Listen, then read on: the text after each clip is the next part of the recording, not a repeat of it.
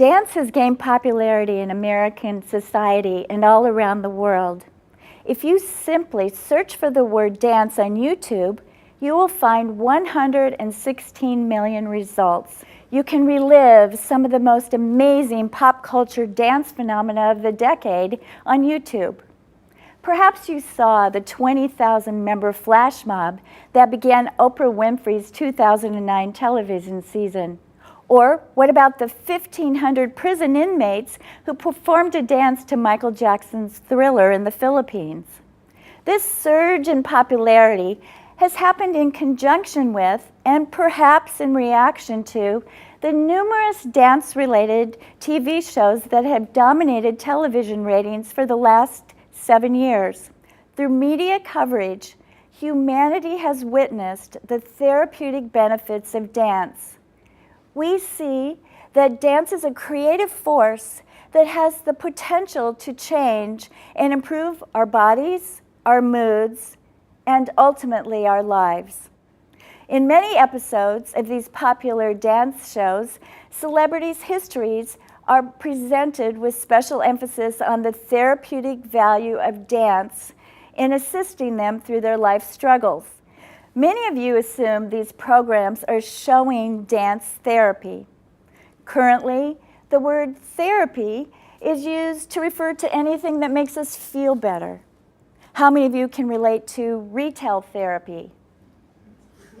Chocolate therapy? Or pet therapy? But feeling better from dance is not the same thing as dance movement therapy. So how can we differentiate dancers who utilize the innate therapeutic power of dance and dance movement therapy? All dancers and dance movement therapists work along the continuum of dance approaches. Dance artists are trained to use dance for art, education, recreation, and entertainment. Well, with this in mind, how do dance artists respond when the body-mind connection uncovers issues and emotions from the people with whom they're working? A dance student who worked for many years, approximately 4 years, with women suffering from domestic violence, stated, "I am on a thin line between therapy and community-based work. Sometimes I really don't know how to react because I do not believe that everything in this process needs to operate on the level of therapy. So, how can I establish my role as a facilitator and not therapist? Or does this mean that I need to go back to school to study for a master's degree in therapy?"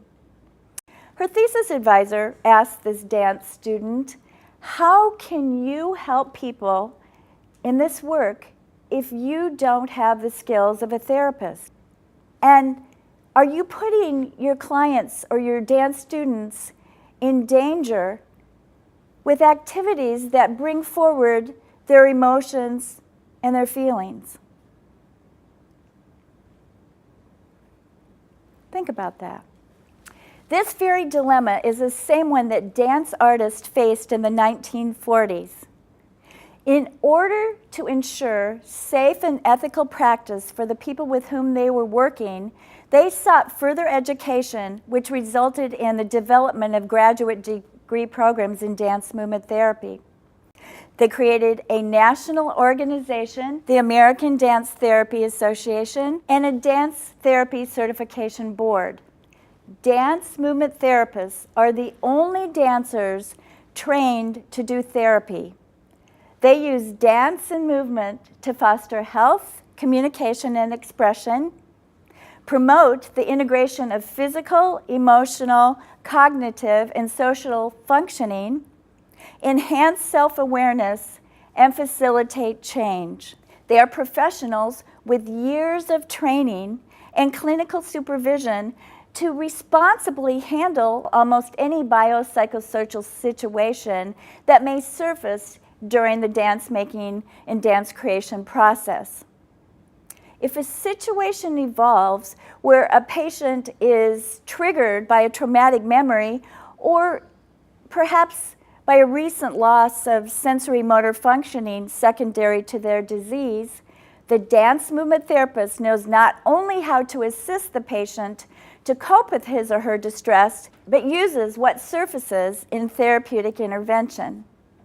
What may start as a problem becomes a new possibility. Let me give you a personal example. During a dance movement therapy session that I was leading with a group of patients living with Parkinson's disease and chronic pain problems, one of the women fell during the group. I immediately reframed the negative experience by turning the patient's fall into a personal, not group dance. I went to her side, assessed her situation, realizing that she was not physically hurt, and I plopped down beside her on the floor, and we moved together on this level. Our scooting became very relational as we moved along the floor, and we ended up creating a highly energetic and physically strong contact improvisation. My spontaneous response and dance intervention provided compassionate relational opportunity for the patient to successfully address her loss of physical balance, which is part of the disease. It equally allowed her opportunity to face her fear in falling, her lack of self-trust, anger, and social embarrassment that accompanied the fall. The progression of this dance opportunity was then later verbally discussed, not only with the patient, but it included a generalization to all of the group's coping strategies. If my role, however, was a dance teacher, I would assist the patient up from the floor and return the group's attention to the previous movement instruction. There is a difference, you see, between a dance teacher's directive approach and the student's receptive response, and the facilitation by a dance movement therapist who develops a reciprocal movement relationship with their patient through a dynamic assessment and intervention. Dance movement therapists are trained to clinically intervene using the patient's personal movement repertoire. A board-certified dance movement therapist does not direct the patient how to move.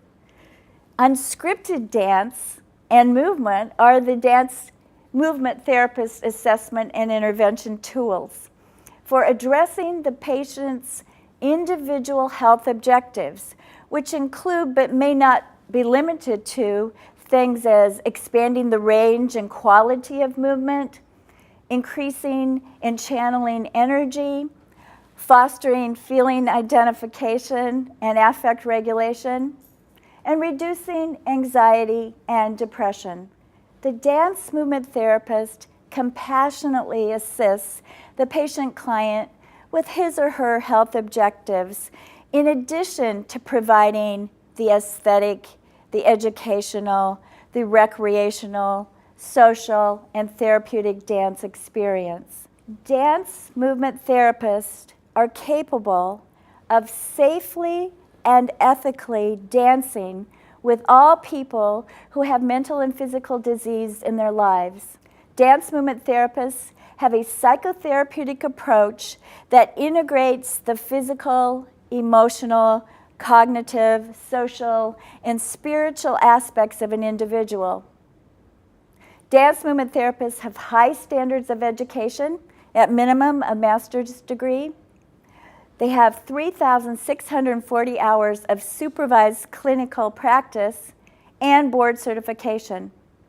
They are trained in normal biopsychosocial development and biopsychosocial pathology. It is through knowing the patient's whole story where his or her authentic dance can be assessed and healing begins.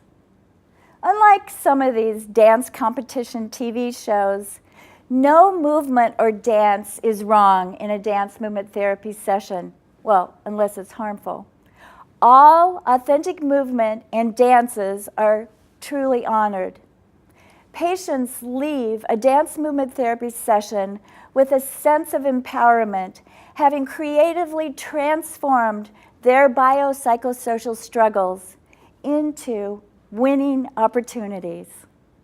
Thank you.